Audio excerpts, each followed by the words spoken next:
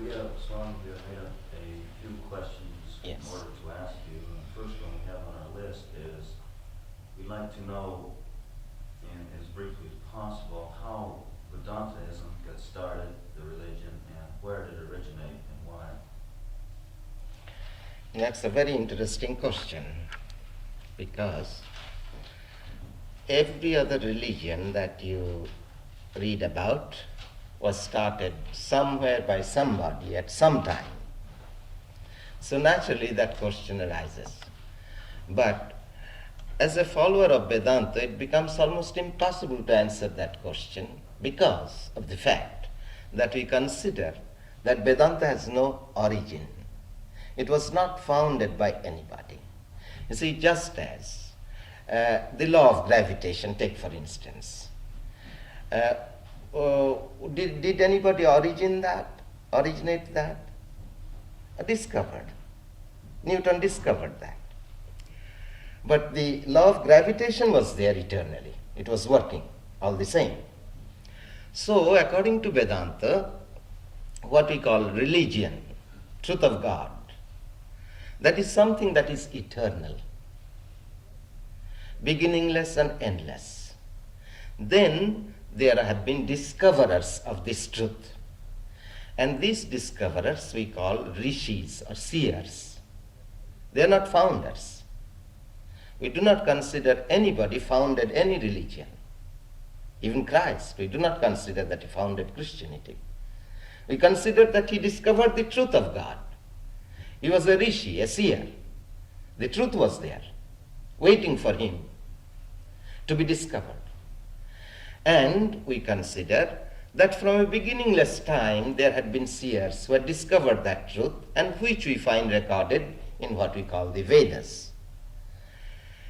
Now again, you see, that is not enough for a Vedantist to just know and understand that there is the truth that is eternal, and that truth has been discovered by seers and sages, and he reads about those truths. That doesn't satisfy him. He must discover for himself. That is the whole principle of Vedanta religion. And I'd say that is the whole principle of any religion whatsoever. Ye shall know the truth, and the truth shall make you free. That's what Christ had taught. And the same way we hear the Upanishadic seers, or the seers of the Vedas. One seer says, I have known that truth which is beyond all darkness. Having realized it, I have gone beyond death. Then he says, you also, having known that truth, attain your immortality. He doesn't say believe in it. He says you also have to know this truth for yourself and reach that immortality. You see, ignorance that we are covered with, what I mean is there is the presence of God. But we don't see him, we don't know him. Why? Because there is a covering of ignorance. Take the words of Christ. There is a kingdom of God within. But are we aware of it? Why are we not conscious of it? Because of ignorance. Just by believing and accepting a doctrine, that kingdom of God doesn't become unfolded in me. It must unfold. So I must have to have that direct knowledge, direct experience of God. And that to us is religion. So Vedanta again is not any particular religion. You see, when we say about the Vedas, the scriptures, we say Vedas are beginningless and endless. So it doesn't mean those books, 4 Vedas. And therefore it includes any revelation that had come in the past, that may come in the present, and that may come in the future. And we accept all. So it is easy for us to accept the truth of Buddhism or Christianity or Mohammedanism or any religion whatsoever. And it becomes easy for us to accept any seer or any prophet or any incarnation.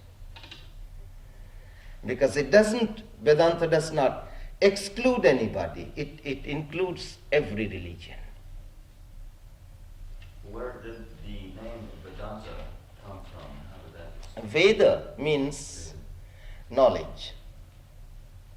And anta means end of knowledge, which means the supreme wisdom. That's the meaning of the word Vedanta. Supreme wisdom or wisdom of God. So it doesn't denote any particular religion. And how Vedantism is, though, an organization that started in the East, is that correct? I'll tell you about that organization. You see, again, Vedanta doesn't believe in organization. You see, how we learn religion is this. When we want to seek for God, you see, that thirst for God is religion. So when that thirst for God comes to us, we try to seek for an illumined teacher who has known God. And then we come to him and learn from him. So our relationship is with the teacher only. We do not belong to any particular organization. But then you see, if you read the history of religion of Vedanta as evolved in India, it was not organized in the sense that Christianity is organized. Or you see, Western organization is tight organization. They have, when you talk about organization, that means you have certain dogmas, certain creeds, certain beliefs, and you have to believe in all that, and then you come into the organization, you see. So it tightens. And we have no such organization. And there are sects, but no sectarianism. Can you understand that idea? We have sects, different sects. Vaishnavas, Shaktas, Shaivas, you see, many sects, divided into many sects, according to the teacher from whom the followers learn. But there is no sectarianism. You have mentioned in your lectures these men who have seen God, you call them God-men. Yes. And we'd like to know if these are ordinary persons or are they men who have been created by a divine power. That's a very pertinent question you have asked. On the right road. Yeah. No. They are not extraordinary people. You see, we believe that there is that God dwelling within each heart. There is that God everywhere. In the worm also there is the divinity. But one has to evolve as human being. And the only condition for the realization of God is human birth. You see, in one of our scriptures we read, blessed is this rare combination, human birth, the longing for God, and society of the holy. You see, so all the one condition is human birth. Any human being has the possibility for him to attain that union with God. But of course, those other two conditions have to be fulfilled. But the main condition is longing for God. As I said, what is religion? Thirst for God. And when that thirst for God comes, well, God, there is the society of the holy you have. You meet a holy man. The last time I was here, you mentioned something about reincarnation. What are your beliefs? Well, I just gave a lecture last Sunday. It's a big topic. But this is the idea. You see, you are brought up with the idea of first birth theory. This is your first birth. But then, how is it possible that you can be immortal? Then they say that God, by His mercy or grace, endowed that human soul with immortality. And to that, Schopenhauer pointed out that it is just like saying that the stick is infinite with one end in view. You see? Then, how do you explain the differences that exist? Some are born poor, others are born rich, some are born with high spiritual qualities, some are born morally and spiritually blind. Who is responsible for these differences? You see, if you consider all men are not born equal. They are all different, under different conditions and circumstances. Who is responsible? God. Then malice and passion you have to attribute to God. In that case, it is not a God that is loving and just. So, what is my life? I am responsible. And every child is born with a fund of knowledge, with a fund of experience, which he received from his previous life. And so we believe in a beginningless past, and we shall continue to exist for eternity. That is what is meant by reincarnation. And we are born again and again in order that ultimately no soul will be lost, but each one will attain union with God. But you see, in your case, in the theology of Christianity, you are given just one chance or one opportunity. Either you make good or you are lost. But you see, is there any justice?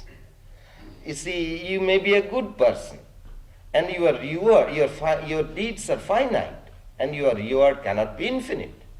A man may be wicked, but for how long? And should he be punished for eternity? Even an American judge would not give such a punishment. And then after all, they point out how God is within each one of us. There is the kingdom of God within. What happens to that kingdom of God? Even if he goes to hell, he carries that kingdom of God with him. So you see, and after all, in Christianity also believed in reincarnation, and then during the rule of Constantine, they had a conference of the bishops and fathers, and by majority of votes, they lost. And so reincarnation became an anathema. By Christianity, do you mean what Christ taught or what the church Yes, taught? what Christ had taught, yes. I understood that he believed In the Gospel of St. John, I think you will find there is the question, they say Elias is to be born. And Jesus said, yes, he is born already. And then the disciples understood him to mean John the Baptist. So it is plainly written there, John the Baptist is the reincarnation of Elijah the prophet.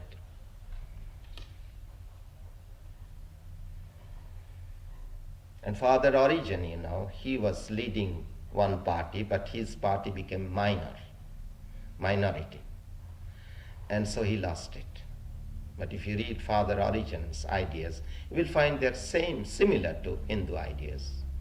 Creation is beginningless, and as such, souls are beginningless.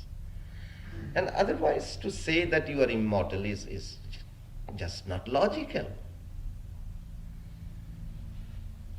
If you are born over and over again, do you always come back in this human form?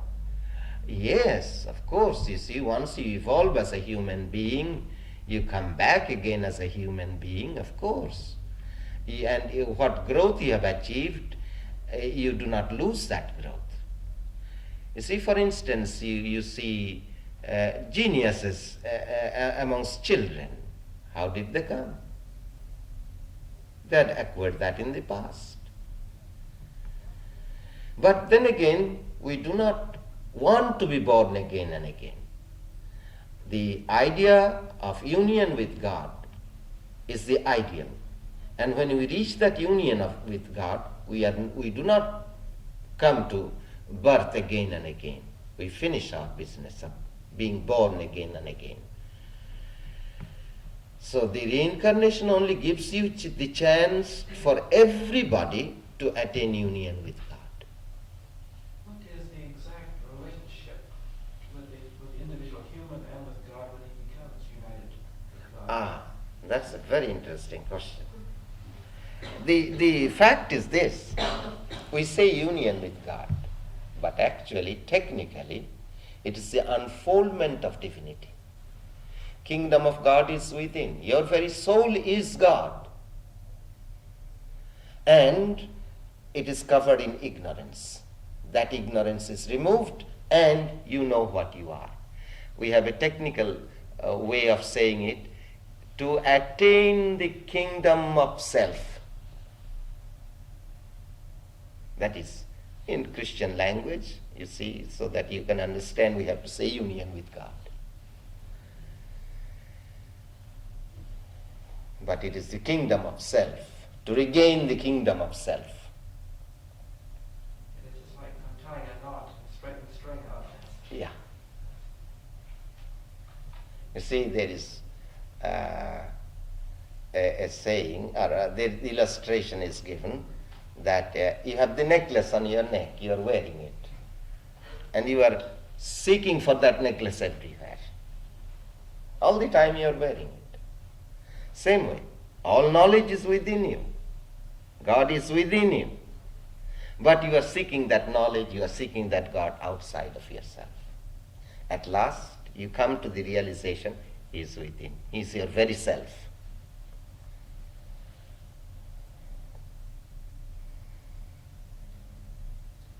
What is the missionary work? How many Vedanta societies are there in the United States, and is this growing? Not many. We have one in Providence, one in Boston, two in New York, then Chicago, St. Louis, then Los Angeles and Santa Barbara, San Francisco, Berkeley, Sacramento, then Portland, Seattle. Are these growing? Is there a possibility of any more being established, and how Well, I is think, being accepted by the American? oh yes, of course, you know, we But are. how is it being? I mean, how is it being accepted? Enthusiastically, or are they trying to get away? Many times. No, I'd not say that we get a big crowd or anything. We have a limited number of people that come, and they are of course enthusiastic, otherwise they would not stick by us.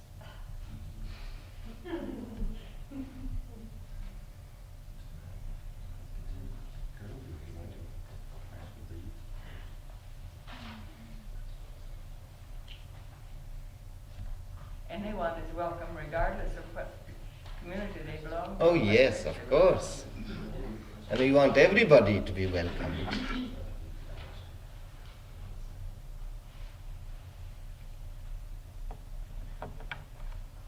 So this, I've been reading, and I have a multitude of concepts without any clear idea. But in the Maya, the illusion, isn't that is a manifestation of God too? That is ignorance. No, It's not quite clear. it's Maya. Maya. You see, Maya is not illusion. You see, Maya is a statement of facts. What are those facts? Two contradictory facts are there. What are those? First is, there is this universe of name and form. And this universe of name and form appears to us as such because of our five senses. Now, there is another sense, or rather supersensuous vision, we call. Then this universe does not appear as it appears now. It appears different. How different? You see Brahman, God everywhere. Now then, these are two experiences. And two experiences are open to everyone. It's not that the other experience only is limited to a few individuals, but that experience is open to everybody. Now again, when that experience comes, that is not contradicted by any other experience. And that is the eternal experience. That is the truth. You reach the absolute truth. Now, as a philosopher, how does he go to reconcile these two facts of experience? So he says it is Maya, that is something inexplicable. We do not know how it is, but there it is. And so this world, this universe is Maya in this sense. It has empirical reality, not an illusion. It is an empirical reality, but from an absolute standpoint, it becomes unreal. Is that clear now? Yes, I see. Yeah. Now in the West, Maya, they have understood it as illusion. But this Shankara, the great seer philosopher, who propounded this idea of Maya, he even accepted the mirages as having some reality as long as you are seeing the mirages. See, he doesn't call anything illusion. As long as you experience your dream, that dream is real. That dream becomes unreal when you wake up. Now again, this waking state, the experience has its reality, but it becomes unreal when you are awakened to that superconscious state. So there are degrees of reality, he points out.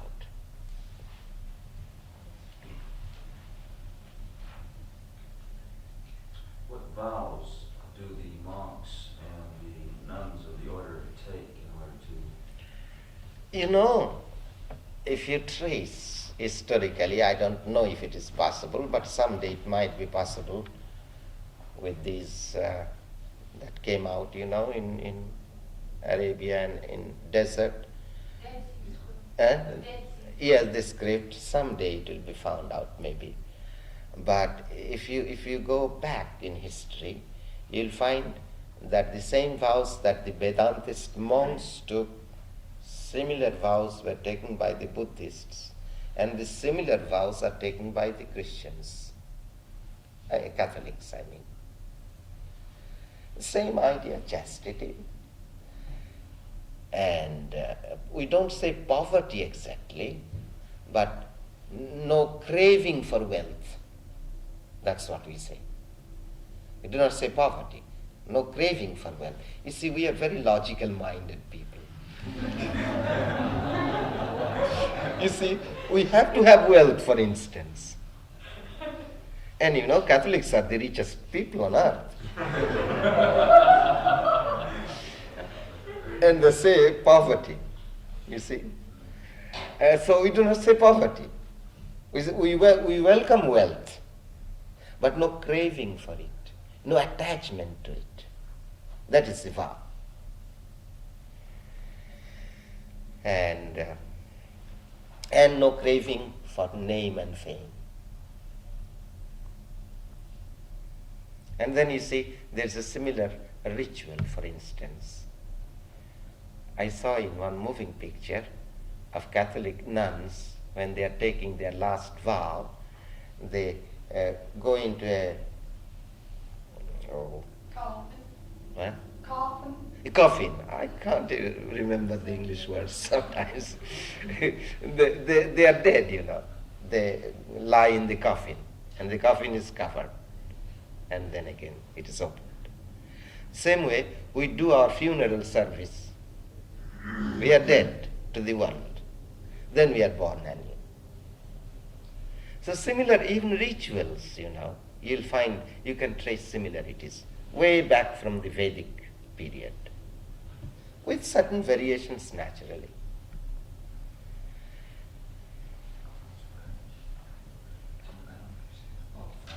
I'd like to know a little bit more about the state of samadhi.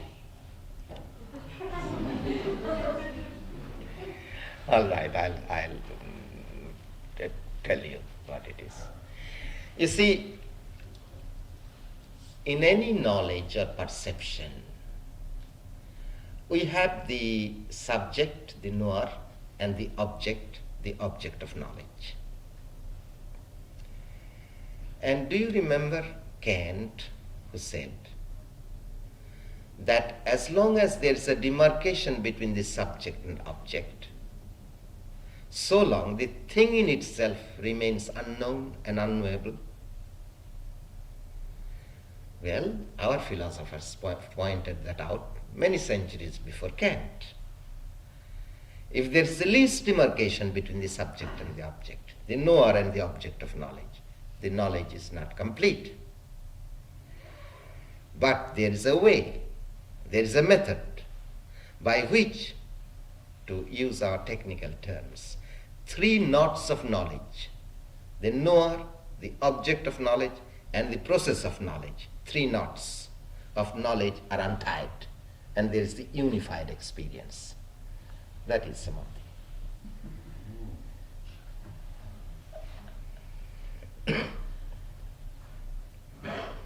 So you see, Kant pointed out, thing in itself remains unknown and unknowable.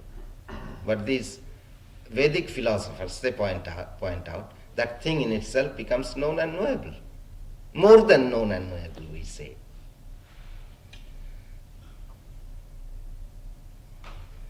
Swami, you would say then that this samadhi is the same as the Zen experience. As what? The Zen religion. Yes, and the same as for instance, Meister Eckhart experienced. Some of the Christian saints experienced that. Yes, it's the same. Of course, it has to be the same. Yes, eternal. Right? Yes.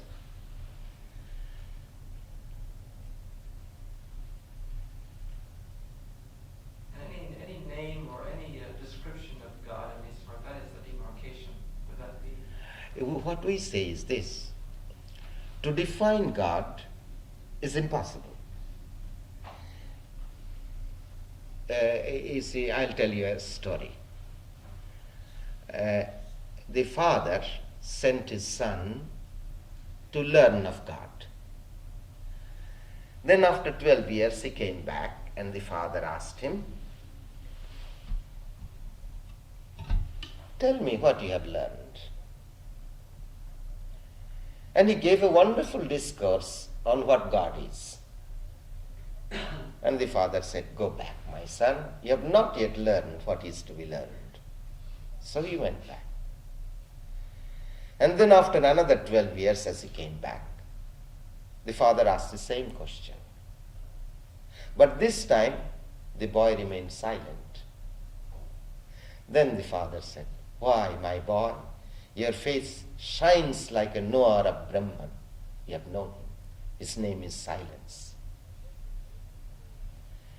So, and then there is a saying of Sri Ramakrishna, that everything has been defiled through the lips of man. Even what you call the scriptures, the Vedas, the Bible, they are uttered by the lips of man. But the truth of God has never been defiled by the lips of man, has never been uttered. Then he gives another illustration. The bee, before he sits on the honey, makes a big noise. Then as he sits on the flower and begins to suck the honey, he is silent. Then again, becoming drunk, he comes out and makes sweet humming noise. Same way. We ministers who talk about God, we make big noise about God. But as we begin to taste the honey, we become silent. And then those who taste the honey, and becoming God intoxicated, then he talks about God. Is this or that?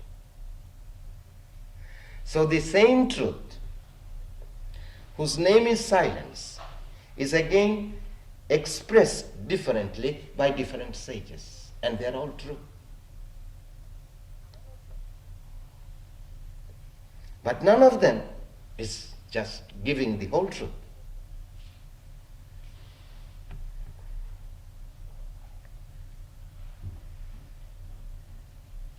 That is the most difficult thing, I think, for Western people. Everybody likes neat little packages. I know.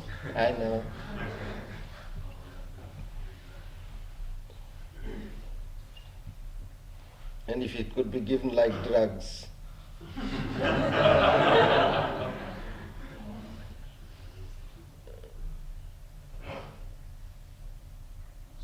does the suffix to your name and some of the other Swamis, Ananda, have some meaning? Yes, Ananda means bliss. Whenever we enter into the order, we have these two names common, Swami and Ananda. You see, for instance, my name means one who takes bliss in God in his aspect as creator.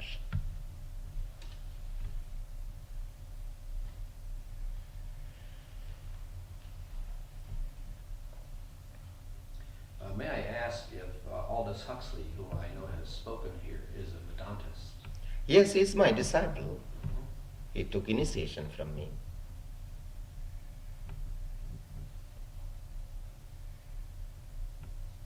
I have been curious as to whether there is any relationship between Vedanta and what I've heard called yoga. Yes, yoga is Vedanta, Vedanta is yoga. But do not identify with the idea of yoga that you may have. Could you clarify this one? Yes, I am going to gradually. The word yoga means union, to yoke. You see, it comes from the same root. And yoga means to yoke ourselves with God. And there are different methods. Ordinarily, we call 4 methods. The path of union through analysis and philosophy. The path of union through psychic control. The path of union through work. The path of union through devotion. So work, devotion, knowledge, and meditation, these 4 paths. But what we teach and preach here is a harmonious combination of all these 4 yogas. Then there is another branch of yoga which we do not consider as important, what is known as hatha yoga, acrobatic feats.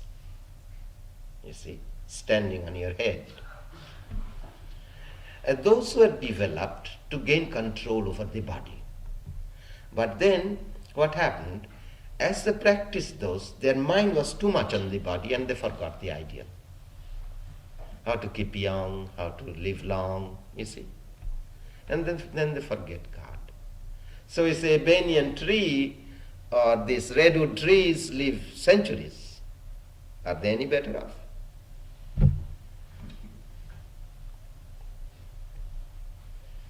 And that kind of yoga is very popular in the West, you know.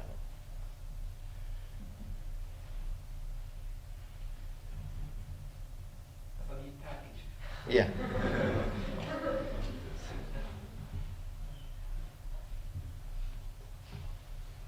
Could Swami, you, is ritual an essential part of religion? Because the Quakers manage almost without it, don't they? A ritual we do not consider as essential part of religion. But we consider that for some temperaments, ritual is a help.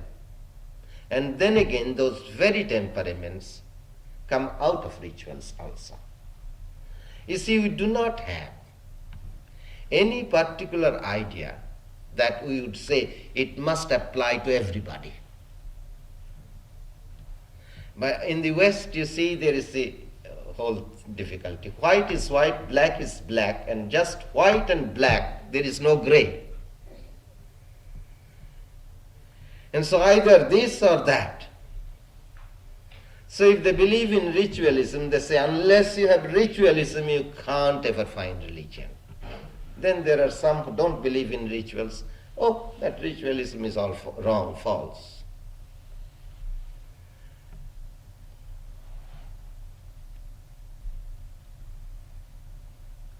Swami, could you help me distinguish between Hinduism and Buddhism and its possible relation to Vedanta? Yes. Now, to make it clear, you see, take the relationship between Judaism and Christianity. Christianity was at one time a small sect within Judaism. And then gradually, Judaism rejected Christianity, and Christianity practically rejected Judaism. They became separated. But you see, Christ was never a Christian. He was always a Jew. Now, the same relationship exists between Hinduism and Buddhism. Only there is this difference. Buddhism rejected Hinduism, but Hinduism swallowed Buddhism. You see, we accept Buddha and Buddhism, but Buddhism went out of India and formed a new sect. But we worship Buddha. I'm going to speak here on Buddha and Buddhism in this church. Next time I speak here. Now, that is the relationship between Hinduism and Buddhism. Then what I'd say, in their doctrines, in their ideas, Buddhism teaches the supreme truth of Vedanta, but just one aspect, that what we call non-dualistic aspect. That is Buddhism.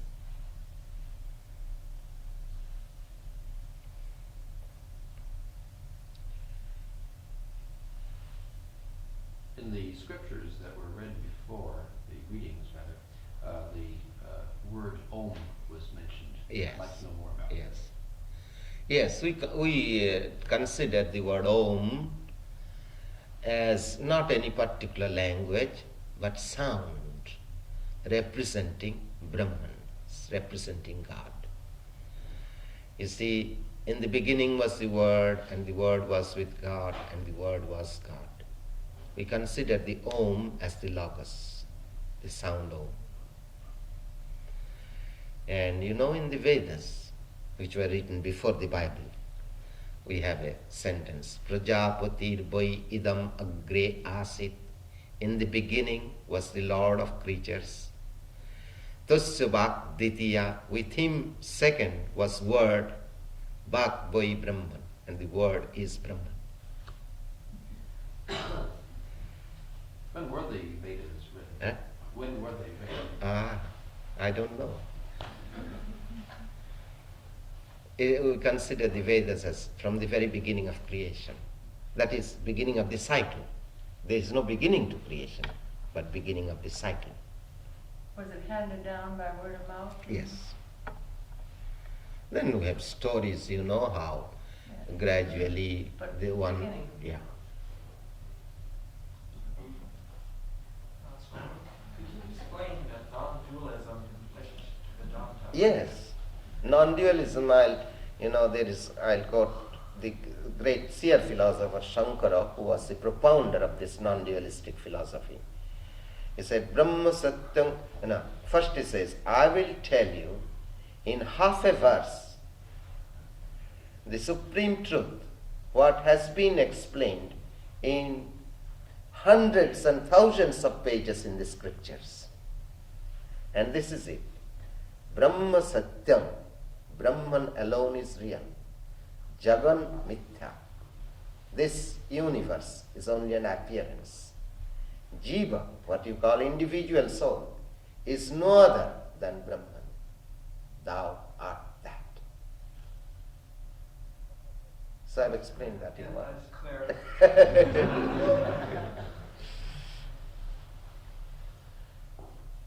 You see, dualism or qualified monism or non-dualism, these are the three philosophies that exist in India, and we can fall any religion into any of these.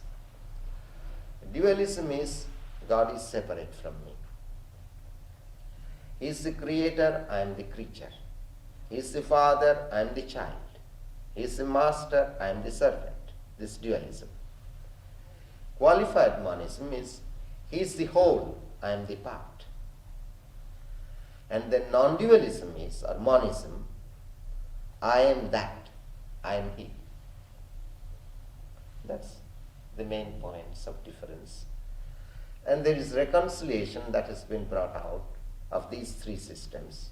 Before I tell you that, you see, in the teachings of Christ, you find all these three. First, he teaches to pray to the Father in heaven. Then he says, ye are the branches, I am the vine.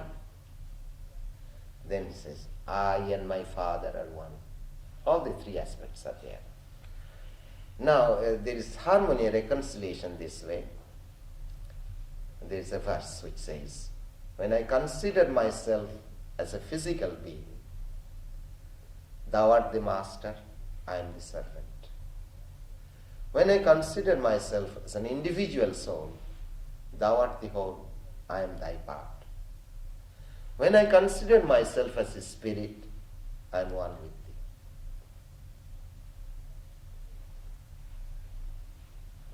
That's the clearest I've ever heard that thing.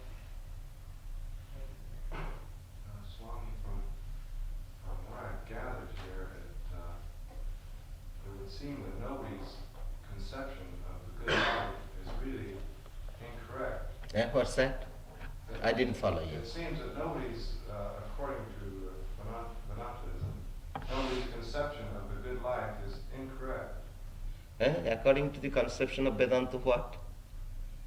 Well, this is an assumption that nobody's conception of the good life, nobody's view of the good life is really bad, as long as they hold that view. I really don't understand. Swami, he's saying that each person's idea of a good life, whether it isn't ours or whether it isn't someone else's, that each person's is really acceptable then. Yes, yes, yes. We accept everybody. We don't consider anybody as sinner. Did Christ? Didn't he accept everybody?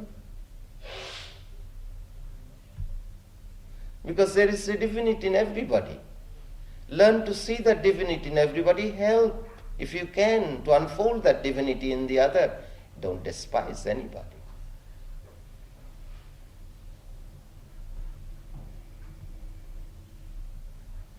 And perhaps you meant different paths to God. Yes, well, my idea Yes, of reaching God. Yes, I think he meant also the different ways to reach God. Yes, in fact, we point out that each one has a different way to reach God. You have to find your way. Of course, the teacher helps you to find that way.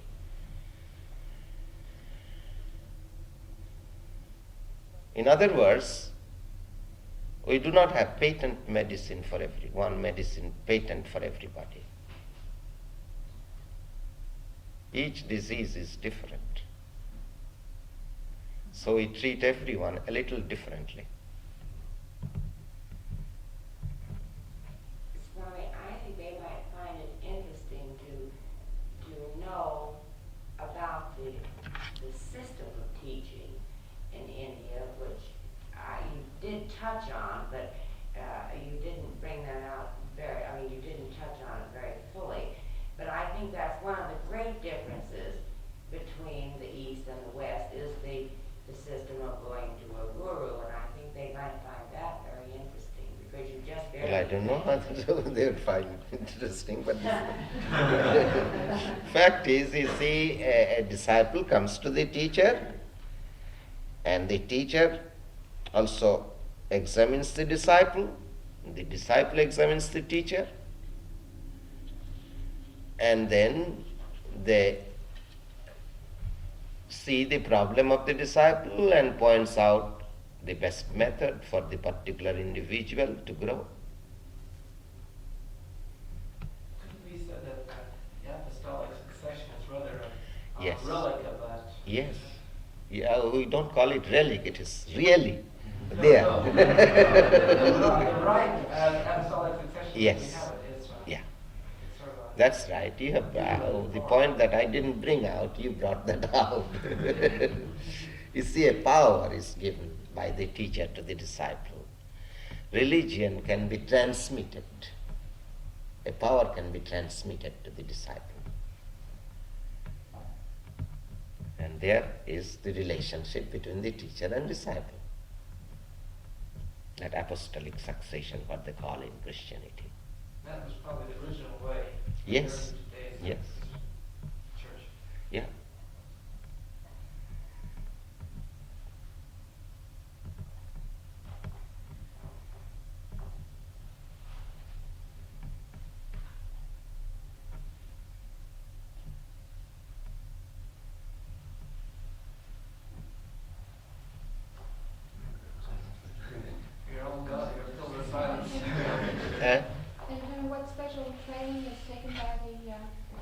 teachers? One becomes a teacher after going through many hardships and special trainings, of course. You know, I'll tell you a little story. A disciple came to the teacher, and then the teacher saw that disciple was not ready for it. And so he said, but can you be a disciple? Why not? Well, you'll have to work hard. You have to gather fuel,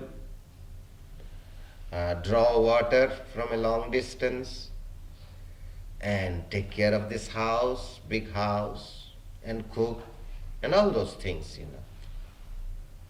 Then the disciple asked, but what do you do then, you as a teacher? He said, oh, I just sit quietly and give teachings. Then the disciple said, why not make me a teacher?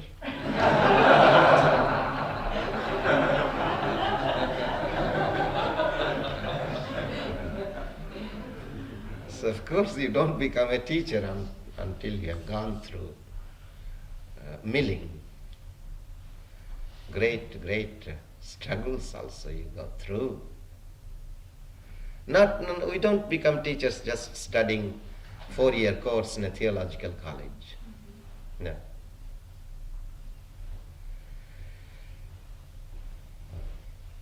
Swami, in your last lecture on reincarnation, you brought up the point that some individuals carry over this experience in the next life. Yes. And others do not. You mean memory? Is that correct? No. All individuals carry their experiences. Everybody. We are born with our experiences of the past. Everyone. You know, when I pointed out what Plato said, psychologically it is not possible to gain experience unless there is a fund of experience behind. But what I said, that some people carry the memory. Yes. And some do not. Is that right? So most of us forget. most of us forget. But there have been cases when some retain that memory. And we consider that a special power. In Sanskrit we call jati smara. And is there any explanation of that? No, that's a power. That's a gift. But again, everybody can revive that memory.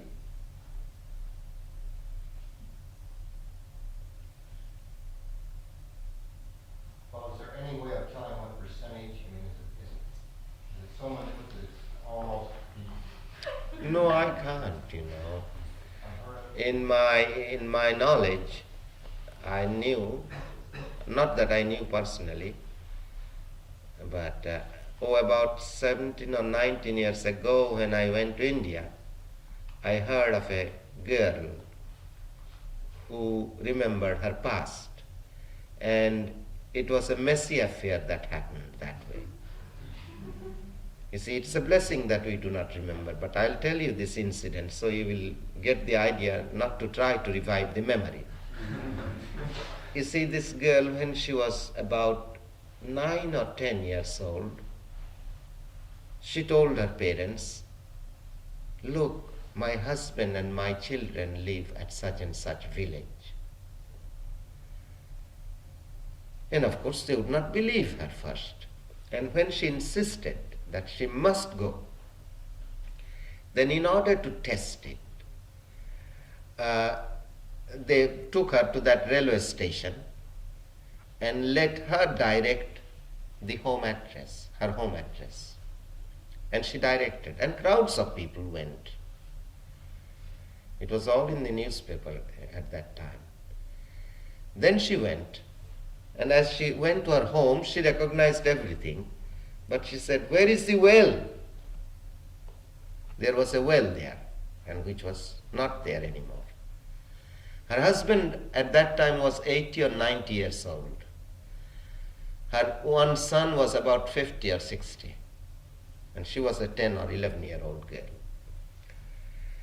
And then she said, she described her trunk where she kept certain things, saris and all that, and they were not opened. And she said, you will find such and such sari within this trunk. And sure enough. And then, of course, she insisted that she would marry this old man. So it was a messy affair, you see.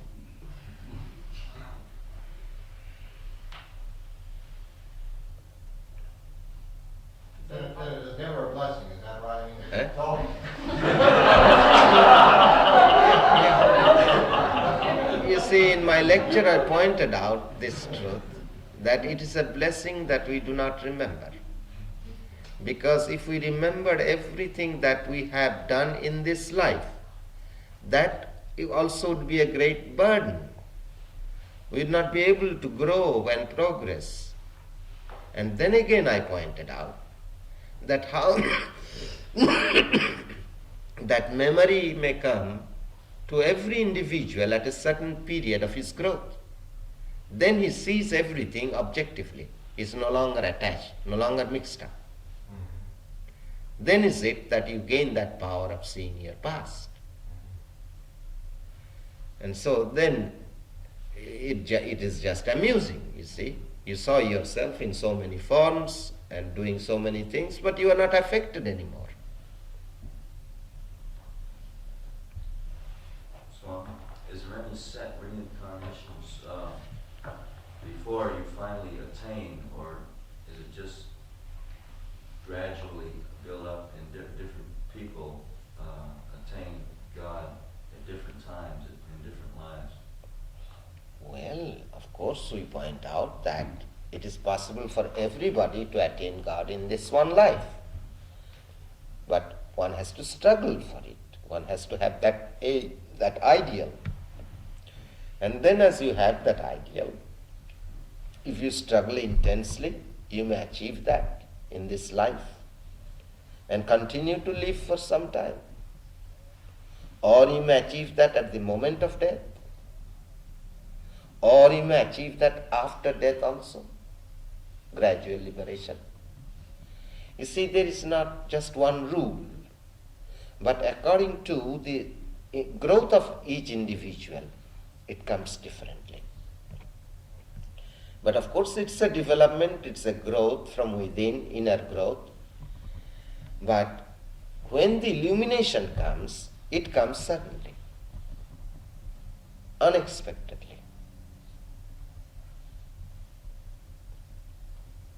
Earlier it was mentioned that when you had obtained human form, you did not were not reincarnated as something else. Not as a general rule.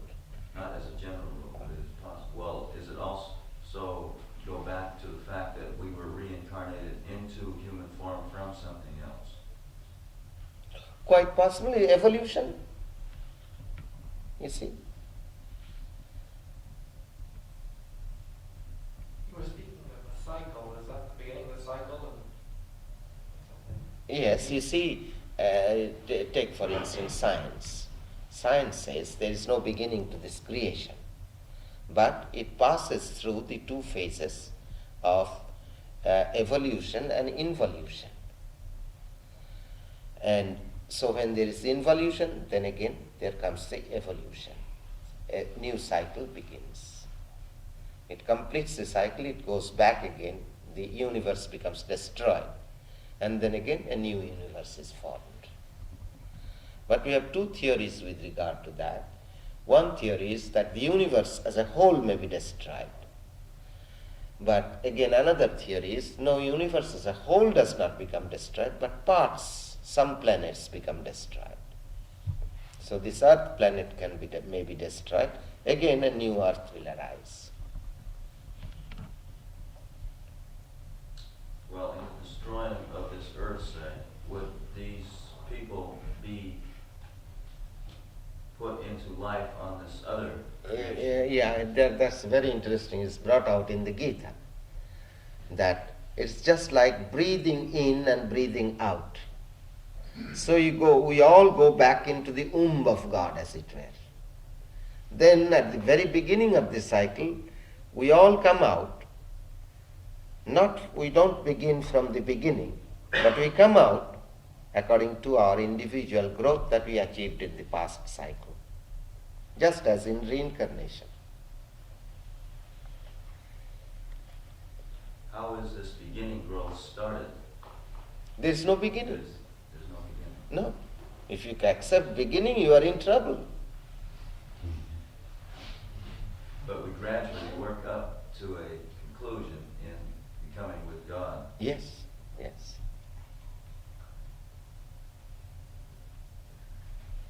You see, that same thing is hen and egg.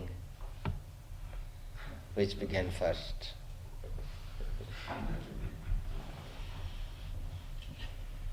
We become aware of not watching the dance, but being part of the dance, or actually being the dancers.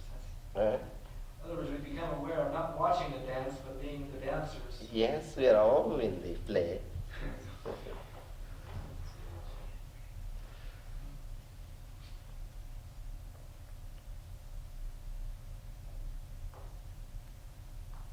Well, I think, isn't it getting tired?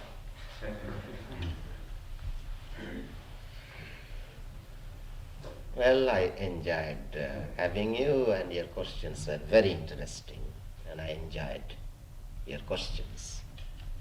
I think it was the same people we had. And come again. Thank you.